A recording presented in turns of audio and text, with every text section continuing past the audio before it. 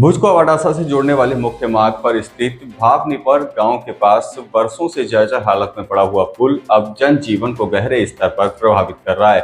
हाल ही में गंभीरा ब्रिज हादसे को ध्यान में रखते हुए प्रशासन ने इस पुल को एहतियातन बंद कर दिया है। स्थानीय लोगों का कहना है कि यह पुल लंबे समय से खस्ताहाल स्थिति में है, लेकिन अब इसके पुनर्निर्माण की कोई ठोस कार्रवाई शुरू नहीं की गई। सबसे बड़ा सवाल यह भी है कि आखिर यह नया पुल कब बनेगा। पुल पर भारी वाहनों की आवाजाही बंद होने के कारण अब अवाडासा क्षेत्र में व्यापार और रोजगार पर भी प्रतिकूल प्रभाव पड़ रहा है। वहीं स्थानीय व्यवसायी और आम नागरिकों को काफी मुश्किलों का सामना करना पड़ रहा है। प्रशासन के द्वारा भारी वाहनों के लिए पुल को बंद कर दिया गया है। वहीं एसटी बसों के रूट को भी बदल दिया गया है, जिससे यात्रियों को 10 से 15 किलोमीटर अतिरिक्त यात्रा करनी पड़ती है। इसका सीधा असर नलिया से भुज यानी कि 100 किलोमीटर की दूरी जो लगभग बताई जाती है आने जाने वाले यात्रियों पर पड़ रहा है, जिन्हें देरी और असुविधा का सामना करना पड़ता है।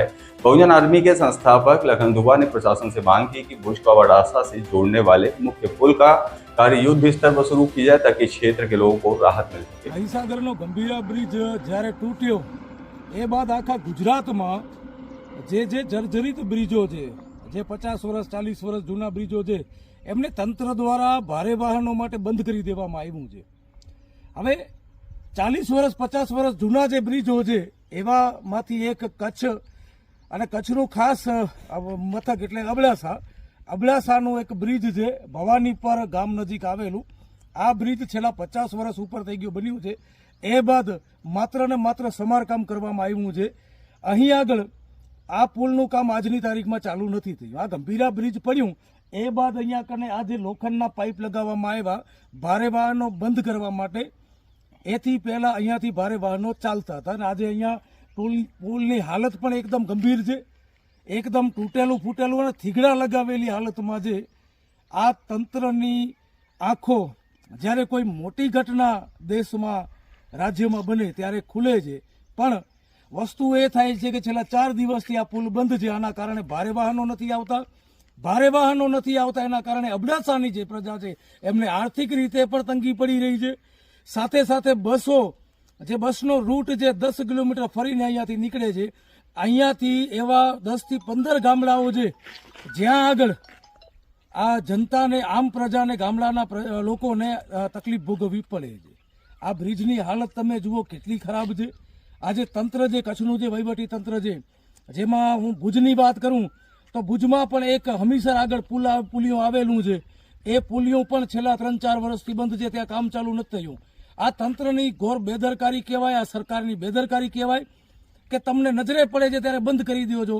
આજે વર્ષો જૂનો પુલ 5-6 વર્ષથી આ પુલિયો, ભવાનીપર વાળો પુલિયો ખસ્તા હાલતમાં છે, બંધ કરવાની જગ્યાએ આ 4-5 વર્ષમાં કામ ચાલુ થઈ જવું જોઈએ અને નવું પુલિયો બની જવો જોઈએ, પણ આજની તારીખમાં બન્યું નથી। જ્યારે કંઈ હોનારત થાય એ પછી પુલિયો બંધ કરી દેવામાં આવે તો આનામાં તો પ્રજાને જ નુકસાની છે, આનામાં પ્રજા જ હેરાન થવાની છે। આથી સારું છે કે આરએનબી વિભાગ દ્વારા રિસર્ચ કરી અને વહેલી તકે નવા પુલિયાનું કામ ચાલુ કરી દેવામાં આવ્યું હોય તો આજે આ નોબત ના આવત બંધ કરવાની। મારી એક તંત્રને વિનંતી છે કે તાત્કાલિક ધોરણે નવો પુલિયો બનાવવામાં આવે ને અબડાસાની આ ભુજથી અબડાસાને જોડતો એક મુખ્ય માર્ગ છે। આ એવું નથી કે કોઈ ગામડાને જોડે છે, ભુજથી અબડાસાને આખા તાલુકાને જોડતું મુખ્ય માર્ગ જે તંત્ર પાસે મારી માંગ છે। અને તાત્કાલિક ધોરણે દરિયામાં જો પુલિયા બની શકતા હોય તો આ તો માત્ર એક નાનો ડેમ છે, અહીંયા આગળ પણ આ સિઝનમાં પુલિયાનું કામ ચાલુ થઈ શકે એમ છે। તંત્રને વિનંતી છે તાત્કાલિક ધોરણે આ પુલિયાનું કામ ચાલુ કરવામાં આવે, જે થકી અબડાસાની જે જનતા છે એને હેરાનગતિ ન થાય। બસોનો રૂટ જે 10-15 કિલોમીટરનો જે ફરીને જાય છે, ગામડાઓમાં ઘણી બસો આવતી નથી, એમાં 10 થી 15 ગામડા વચમાં આવે છે, એમને હેરાની થાય છે। તો આ હેરાનગતિ ન થાય અને તંત્રને મારી માંગ છે કે ભાઈ પબ્લિકને હેરાન કરવા કરતાં તમારા જે ખાવપાત્ર અધિકારીઓ છે, તમારા જે હપ્તાખોર અધિકારીઓ છે, એમને ધંધે લગાવો અને તાત્કાલિક